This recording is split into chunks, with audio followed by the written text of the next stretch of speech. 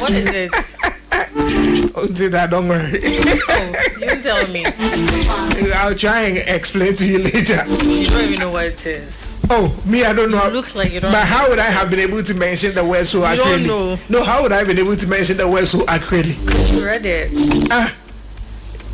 Read it and see if you can tell me the exact word. If you could have mentioned it right. Could you have mentioned it right? So I know.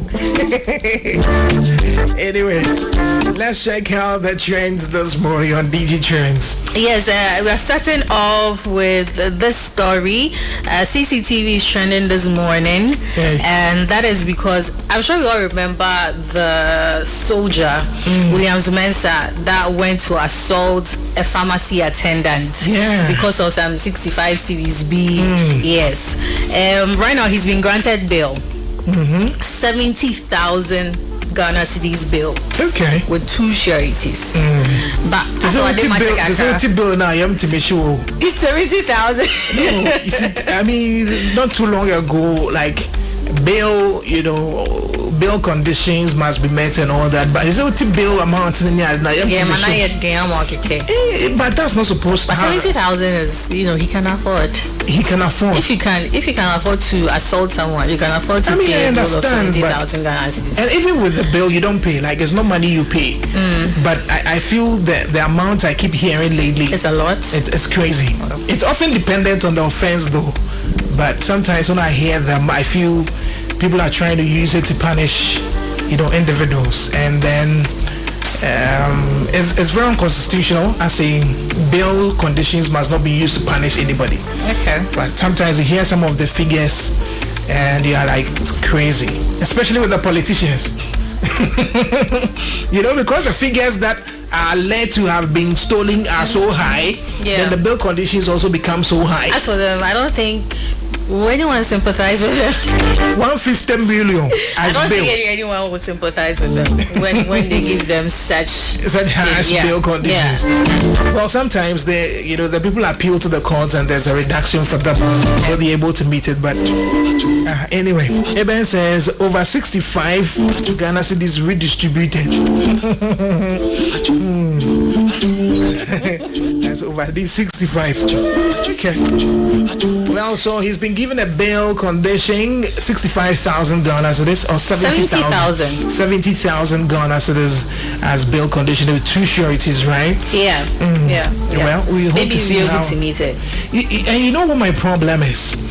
Most of the time, when people are granted bail, we seem not to hear about the issues again. It tends to become a foolish case. We tend not to hear about them again. That's true. That's what's happening. Even though some of them, yes, they will be put before court, the matter will be in court, they will be going back and forth. We don't really follow again. We don't really hear much about it. Shatta Wale was granted bail by Yoko. Nobody has heard anything about it again.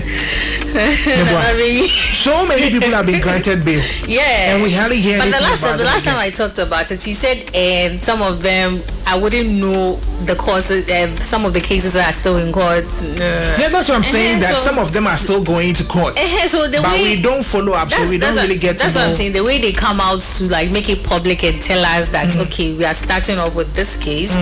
In the process, you should be coming out and telling us how it's going. No, when prosecution starts, you can't be giving updates like that. What are you saying? You were able to give us updates. Yes, that was prior to prosecution. You were able to tell us what was happening at the beginning. That was prior to trial and all that. So in the process, you tell us, oh, yakusiha. You see, just like Odobroni, Akosia Brimpoma and all those things that are going on.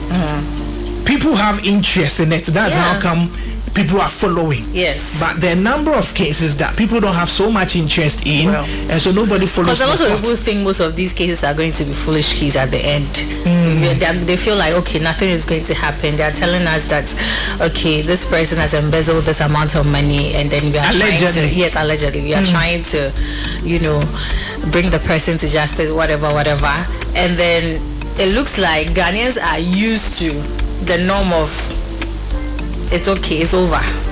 Well, I mean, like I said, a number of them are in court, and not you see, before trial began for the Odobroni matter, Akosia's lawyer was always talking blah blah blah, but when the trial started, the bloggers tried to ask him to speak, and he says that the matter has commenced in court, so he can't speak to it.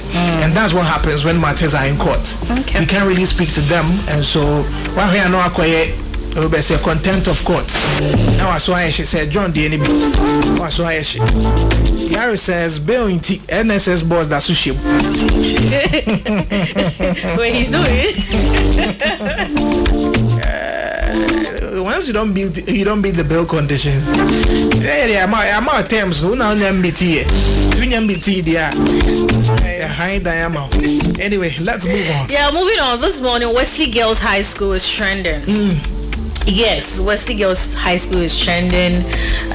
Christian is Methodist is trending, and that is because somewhere last year, that's last month of December last year, there was a suit against Wesley Girls High School. Okay. Because of their religious practices. Yeah, they don't allow any other religion to practice aside, the Methodist beliefs and everything. And so this man by the name Shafiq Osman, had a suit against the school, asking that the Supreme Court grant that the Islam or the Muslims in the school be able to practice their religion, other religions will be able to practice. They should not be forced to take part of the Methodist beliefs or whatever that they practice in school. Well, the Attorney General has also filed to uphold that Wesley Girls still holds the power to enforce their Methodist practices. Oh, yes. On every student? Yes, because it is not fully a government school.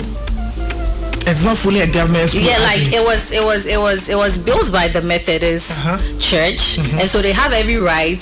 That's why the fact that government, helps the school, is part of the school, whatever. It is not fully a state-owned school. No, but I don't understand the AG on this. It is not fully a state-owned school, and so they have the rights to decide that our students are following the Methodist practices. I don't side with the AG on this one. Yes, a number of churches actually established schools, but at some point in time, government took over all these schools. Government continues to support these schools financially and all that, so they become public funded. Yes. Now, once it becomes public funded, every child has the rights and must not. You see, I think we go to court on so many things that have been interpreted already. You remember the Magua case? Yeah. Now, what was the case about? It was based on faith, religion. Hey. Is it not the same thing we are going to court over? Yeah, but I think in this case, like I went to a Methodist school, and then you are being forced to practice whatever. You are forced to go to Sunday service, sing the hymns. Yes, it's not about I'm a Christian. No, you're a Christian. It's not part of. We don't do. No, but you still had an opportunity that's to what do. I'm coming to. At the end of the day, you are being forced to take part of these things, but then you also have your right to practice whatever religion. So we have said that 9 o'clock you are going to church. Exactly. Don't stay in the dormitory. Go to church. But at the end of the day, you still have the right to go pray. But is that the same case with Wesley Girls? I don't know. I think so. They are being a lot. Well, no, you see, that's the same point. That's the same point with the Magua case. Magua was being held because they felt he's practicing Rasta has to do with his hair. Now, no school's rules or whatever is above that of the Constitution, and our Constitution states clearly that nobody shall be denied the opportunity to education or whatever, health or whatever, based on their religious practices or whatever it is. Now, once somebody gains admission, yes, the school was established by the Methodists. That's why I went to Kumaka. Kumaka is a Baptist school. Okay. Now, when you go for Sunday church service, you are done. You go for your breakfast, you are done. Almost every denomination also had the chance to meet with their people. Yes. My school, Church of Christ Campus Ministry, Koksu, they were there. You had Catholic, you had everybody. They also had the opportunity to practice. The Muslims in Kumaka also had their own place they could go and worship. That was behind Sandler House. Yeah. They could worship. I mean, isn't that the case in every school? TIMS is right here. I don't think they force the Christians to wear their hijab and all that. No, they don't force them, do they? No. So why is it that somebody is being prevented from doing that? Well, the case will be heard today. The case will be heard today. Okay, so Nana Bengi is saying that the name is actually Magai, not Magua. Okay, because I'll be mentioning Magai like the footballer. That's not what I mean. Thank you very much, Nana Bengi.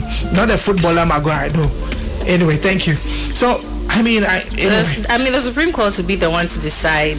Finally, it's an interpretation matter. I feel that has been done in the Magai case. But well, if you read, the point that the Attorney General is coming from, then it looks like they are basing it on a particular case that has happened before.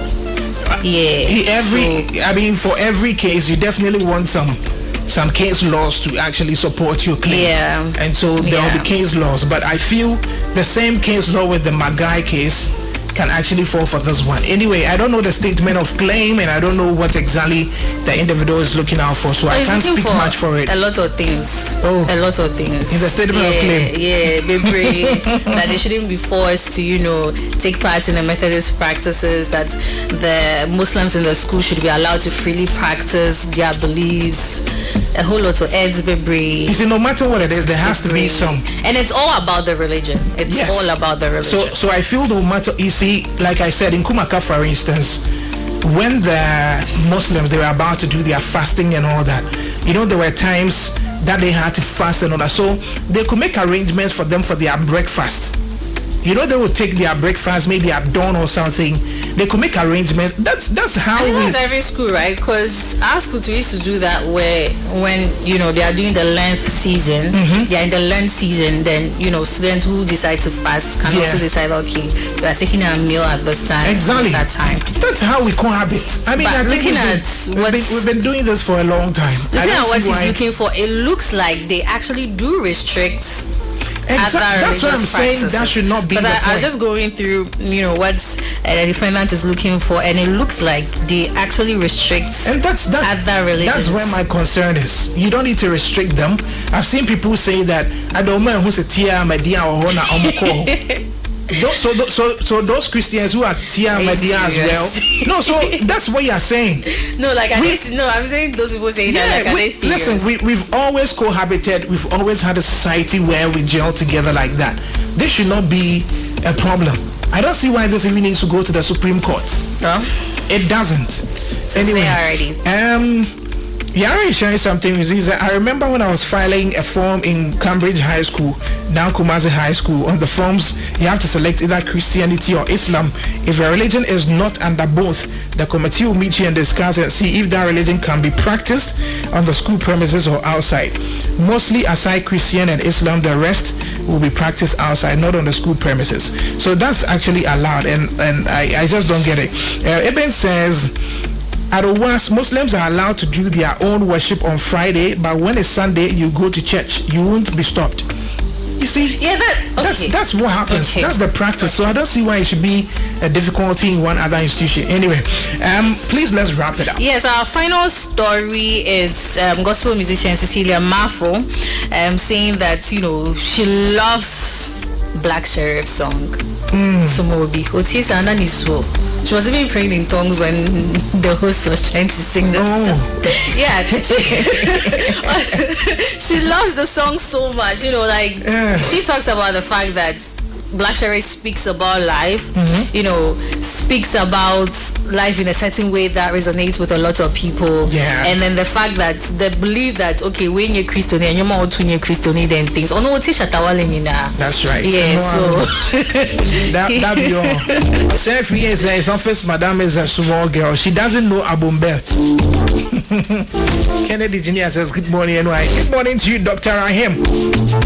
Dr. Rahim is sharing something with me. He says, do you think Hamas makes their Christian students go to the mosque? Do you think I've never thought of that. They don't. Imagine if a mass forced Christians to go to the mosque. Okay, that would. You would have seen what happened in this country. I don't think.